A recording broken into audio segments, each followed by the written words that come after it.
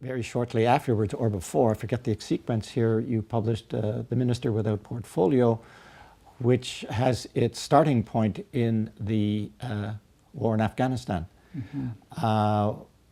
Was there a connection between the work that you were doing on the Newfoundland Regiment and the Canadians in Afghanistan and Newfoundlanders in Afghanistan? Yes, I mean, the thing is, I think that happens a lot. I was sort of dabbling in the history, and I thought, well, what is the contemporary situation? What is going on in Afghanistan? And I don't know what it's like here in Knowlton, but the Canadian forces are heavily overrepresented by people from the regions, like in Newfoundland and Nova Scotia, places that have high unemployment. They recruit to serve overseas, and so the military in Newfoundland is a big thing. So I certainly wanted to explore that and to describe the situation on the ground in Afghanistan and what it was like for people to be there. So yeah, I guess the interest in what is Newfoundland, or what is a place, what is Knowlton, Quebec, not just in the things that the outside world actually knows about it, but in all of its permutations.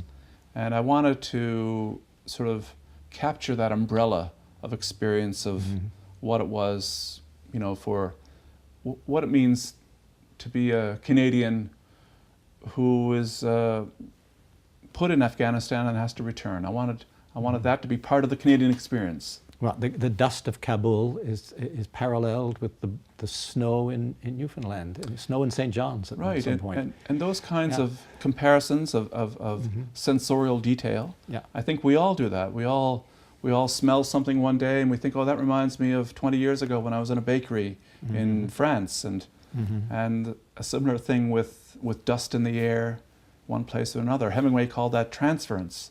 He in his memoir A Movable Feast, he talks about being a young man in Paris, and he goes to a cafe to write stories about being a boy in Chicago, and or up in Michigan. And he says, I looked out onto the Paris street and it was raining, so I made it rain in the story up in Michigan when I was a boy. Because who can remember what the rain was like when you were a boy in Michigan? You can't. But rain here, the rain there, it's the same.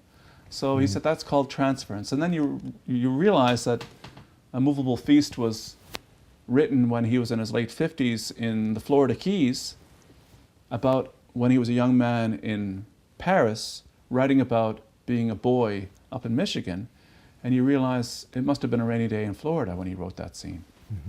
So that's all I'm doing too, the same thing.